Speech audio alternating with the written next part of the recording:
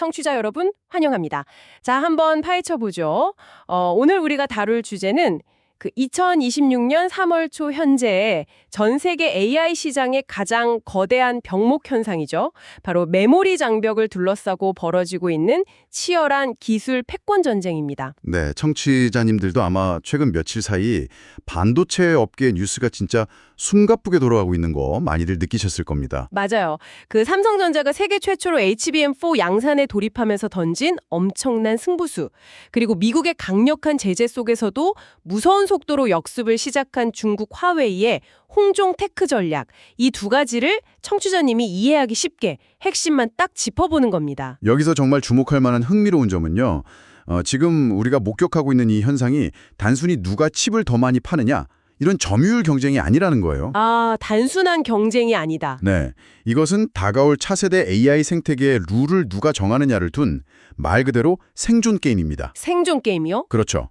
한쪽에서는 제조 공정의 물리적 한계를 깨부수면서 하드웨어 초격차를 벌이려 하고 있고, 또 다른 한쪽에서는 소프트웨어 최적화랑 거대한 물량 공세라는 좀 이례적인 방식으로 한계를 돌파하려 하고 있거든요. 완전히 상반된 두 전략이 거대한 체스판 위에서 쾅 충돌하고 있는 셈이네요. 네, 정확합니다. 좋습니다. 그럼 첫 번째 이야기로 삼성전자의 화려한 귀환이자 패러다임 시프트를 먼저 짚어보죠. 청취자님도 아시다시피 바로 이전 세대인 HBM3E까지만 해도 SK 하이닉스가 엔비디아 핵심 분량을 꽉 잡고 선도를 달렸잖아요. 네, 그랬었죠. 사실 네이버 프리미엄 콘텐트 분석을 보면 그 이유가 아주 명확하게 나옵니다. 수율 차이 때문이었죠. 맞아요. SK 하이닉스의 MRDC UVF 패키징 공정이 당시에 수율 60에서 70%대를 기록했거든요. 반면에 삼성전자의 TC NCF 공정은 한 40에서 50%대에 머물렀으니까요. 그 필름을 덧대고 열로 압착하는 삼성 방식이 워낙 공정 난이도가 높아서 그랬던 거군요. 네네, 그렇습니다. 그런데 여기서 정말 흥미로워지는 부분이 등장합니다. 드디어 판이 바뀌는 건가요? 그렇죠. 삼성이 지난달인 2026년 2월 12일에 전격적으로 세계 최초 HBM4 양산을 발표했잖아요. 이걸로 지금 판이 완전히 흔들리고 있습니다. 저도 스펙 보고 진짜 놀랐거든요. 11.7Gbps 동작 속도에 최대 13Gbps까지 가능하고 대역폭이 3.3tbs더라고요. 이게 청취자님들 체감하기 쉽게 비유하자면 그 1초에 4K 고화질 영화 수백 편 용량이 통째로 훅 이동하는 속도잖아요. 와, 정말 엄청난 속도죠.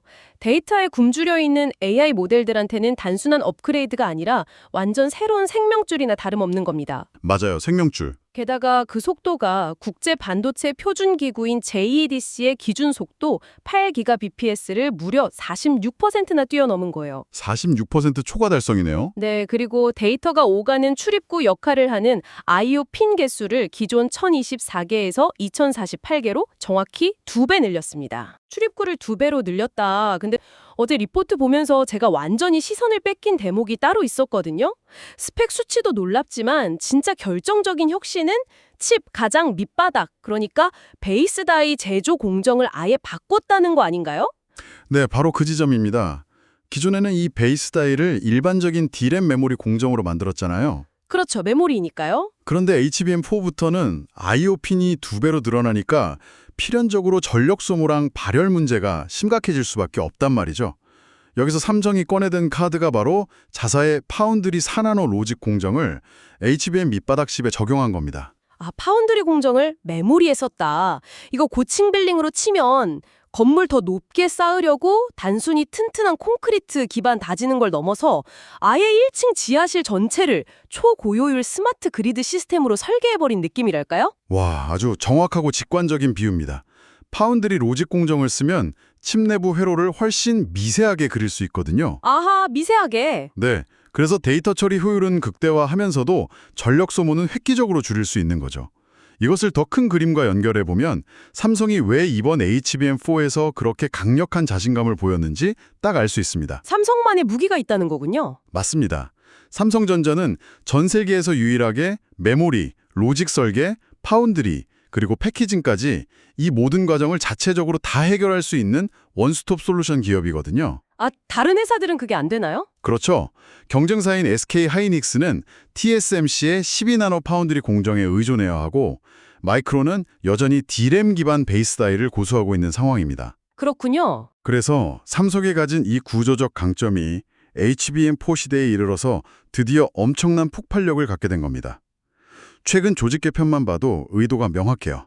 조직 개편이요. 황상준 부사장님 인사 말씀하시는 거죠? 네, 맞습니다. 임시 조직이었던 HBM 개발팀을 아예 정규 조직으로 재편입시키고 황상준 부사장을 메모리 개발 담당 수장으로 세우면서 메모리와 파운드리의 융합 전력을 회사의 공식적인 DNA로 아예 박아 넣은 겁니다. 야, 진짜 물리학적 한계를 최첨단 융합 공정으로 뚫어낸 놀라운 엔지니어링의 승리네요. 자, 이렇게 한국 기업들이 최첨단 무기로 저만치 앞서가고 있는데 우리 시선을 조금 돌려보겠습니다. 네, 어디로 가볼까요? 물리학적 병목 현상을 뚫는 것도 어려운데 아예 지정학적 병목 현상에 갇힌 쪽 이야기입니다. 바로 중국이죠. 아, 철의 장막에 갇힌 상황이군요. 맞습니다. 2024년 말부터 미국 상무부가 해외 직접 생산품 규칙, 그러니까 FDPR을 적용해서 한국산 HBM을 포함해 중국으로 들어가는 모든 HBM 수출을 사실상 꽉 막아버렸잖아요. 청취자 여러분, 최신 무기인 HBM 없이 AI 전쟁을 치러야 하는 중국 기업들은 지금 과연 무엇을 하고 있을까요? 일반적인 시각에서는 완전히 고립됐다고 생각하기 쉬운데요. 그 철의 장막 속에서 매우 독특하고 자원 집약적인 돌파구가 만들어지고 있습니다. 어떤 돌파구인가요? 중앙일보 기사에 따르면 중국은 하드웨어의 절대적인 부족을 소프트웨어와의 혼종 기술, 즉 시너지로 극복하려는 극한의 엔지니어링 전환을 시도 중입니다. 대표적인 게 화웨이가 최근 공개한 통합 캐시 매니저, 즉 UCM 솔루션이죠. 아, 저도 그 UCM 자료 유심히 봤습니다.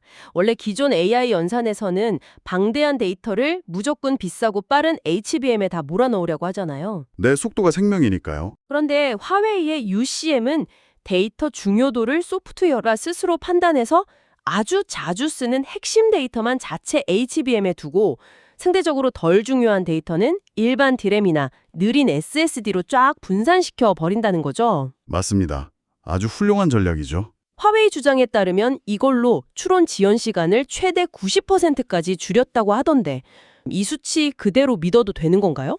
사실 화웨이의 자체 테스트 결과라서 액면 그대로 다 받아들이기엔 좀 무리가 있습니다. 아, 과장이 섞여 있을 수 있다? 네, 아마 실제 거대 언어 모델 구동 환경보다는 특정 조건에 맞춰진 최대 피크 성능 기준일 가능성이 높습니다. 하지만 수치의 과장 여부를 떠나서 하드웨어 결핍을 소프트웨어 아키텍처 재설계로 풀어나가려는 접근 자체는 굉장히 위협적입니다. 확실히 무서운 접근이긴 하네요. 그리고 또 하나 흥미로운 사례가 있습니다. 중국 AI 모델 개발사인 딥시크 창업자 량원평의 논문을 주목해 볼 필요가 있거든요. 아, 딥시크. 저 그 논문 보고 진짜 혀를 내둘렀습니다. 보통 전 세계 AI 연구자들은 엔비디아의 쿠다나 파이토치 같이 아주 잘 만들어진 소프트웨어 툴킷을 써서 알고리즘을 짜잖아요. 네, 다들 그렇게 하죠. 편하니까. 그런데 딥시크 엔지니어들은 구형 GPU랑 턱없이 부족한 메모리 환경에서 최대 성능을 쥐어 짜내려고 아예 GPU 커널 수준의 코딩을 직접 만졌다고 하더라고요. 이게 비유하자면 레이서가 운전대만 잡는 게 아니라 주행 중에 엔진룸 열고 들어가서 연료 분사 밸브를 손으로 직접 조작하는 그런 수준 아닌가요? 와, 완벽한 비유입니다. GPU 커널 코딩은 하드웨어 어셈블리어에 가까운 아주 밑바닥 영역을 제어하는 거거든요. 엄청 어렵지 않나요? 극도로 복잡하고 오류나기도 쉬워서 일반 연구자들은 거의 손 안 대는 영역이죠. 서울대 안정호 교수의 코멘트가 이 상황을 아주 정확하게 짚어줍니다. 미국의 제재로 최신 HBM을 공급받지 못하는 중국 기업들이 이른바 영혼까지 쥐어짠 메모리를 활용하고 있는 셈이라는 거죠. 영혼을 쥐어짠다. 진짜 딱 들어맞는 표현이네요. 그런데 소프트웨어 최적화만으로는 그 수천억 개 파라미터 가진 챗 GPT 수준 거대 AI 돌리는데 물리적 한계가 있지 않을까요? 당연히 존재하죠. 그래서인지 최근 스페인 바르셀로나에서 열린 MWC 2026에서 화웨이가 보여준 하드웨어 접근 방식이 좀 충격적이었습니다. 아, 그 무력 시위 말씀하시는군요. 네, 칩 하나가 안 좋으면 그냥 무식할 정도로 수천 개를 이어붙여버리자. 청취자님들, 화웨이가 공개한 아틀라스 950 슈퍼포드라는 초거대 AI 클러스터 보셨습니까? 글로벌 이코노믹 기사 보니까 자체 개발한 AI 칩 어센드 950 8192개를 묶어서 1초에 100경번 연산하는 8엑사플롭스 성능을 낸다고 발표했더라고요. 엔비디아 최신 칩보다 좋다고 주장했죠. 네, 엔비디아 베라루빈보다 6.7배 높다고 화웨이는 주장했습니다. 물론 그 6.7배라는 수치 역시 화웨이의 일방적인 발표라는 점은 감안해야 합니다. 전력 효율이나 발열 제어 같은 실제 운영 환경의 핵심 변수들이 쏙 빠져 있으니까요. 아, 숫자의 마법일 수 있겠네요. 네, 하지만 여기서 우리가 짚고 넘어가야 할 핵심은 중국이 글로벌 스탠다드를 포기하는 대신 자국 내 자원만으로 거대한 연산 클러스터를 구축하는 물리적 무력 시위를 진짜로 현실화했다는 점입니다. 어떻게든 만들어냈다는 게 중요하군요. 맞습니다. 이 과정에서 중국 최대 파운드리인 SMIC의 행보가 매우 중요한 퍼즐 조각이 됩니다. SMIC는 장비 수입이 막혀 있지 않나요? 그렇죠. 네덜란드 ASML의 최신 EUV 노광 장비를 못 들여오죠. 그래서 이들은 구형 장비인 DUV를 활용해서 다중 패터닝, 그러니까 N+3 공정이라는 방식으로 7나노 반도체를 억지로 구현해내고 있습니다. 아, 청취자님들 이해를 돕기 위해 제가 한번 풀어보겠습니다.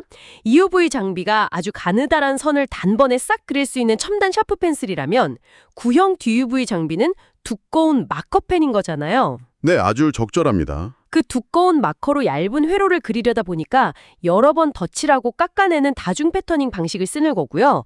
당연히 공정 단계가 확 늘어나니까 원가가 기하급수적으로 치솟고 불량률도 높아지고 전기도 엄청나게 먹을 수밖에 없겠네요. 정확합니다. 실제로 이전 모델의 경우 엔비디아 시스템 대비 무려 3.9배의 전기를 소모한다는 데이터도 있었거든요.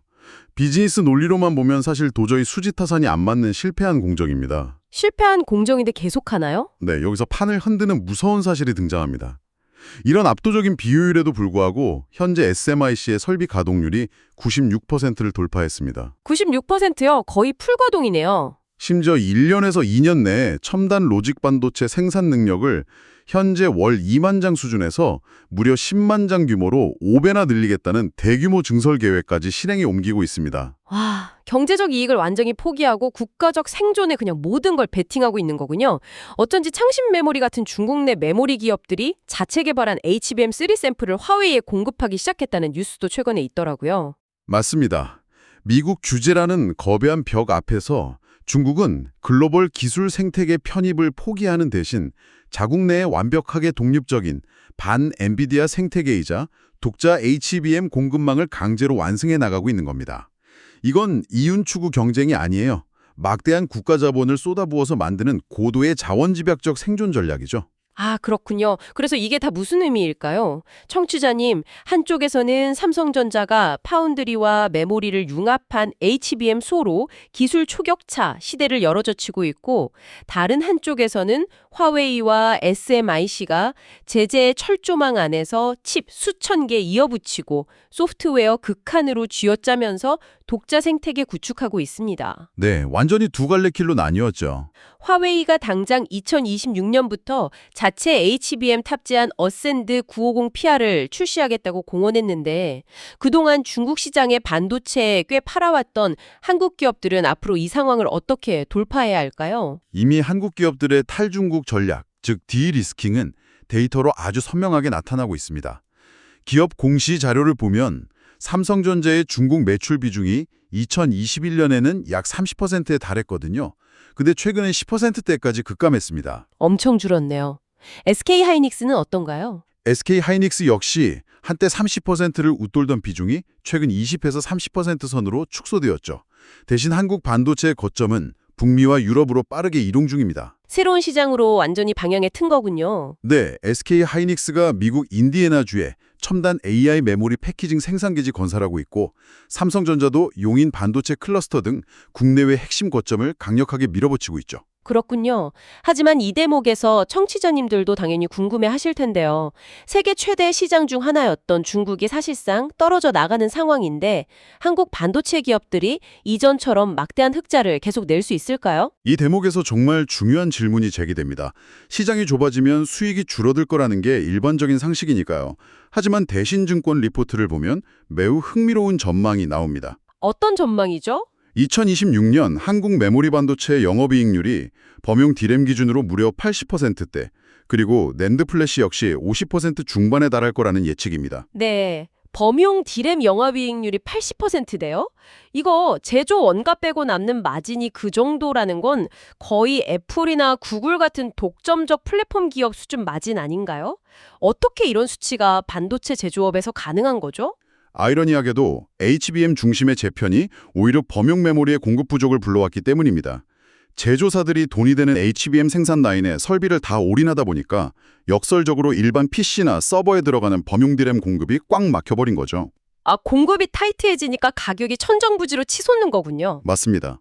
하지만 장기적인 관점에서 보면 한국 반도체의 진전한 생존의 답은 결국 커스텀 HBM 기술력에 있습니다. 아, 커스텀 HBM이요? 이거 앞서 저희가 이야기했던 그 HBM4의 4나노 베이스 다이 같은 기술들이 본격적으로 쓰이는 영역이겠네요. 정확하게 보셨습니다.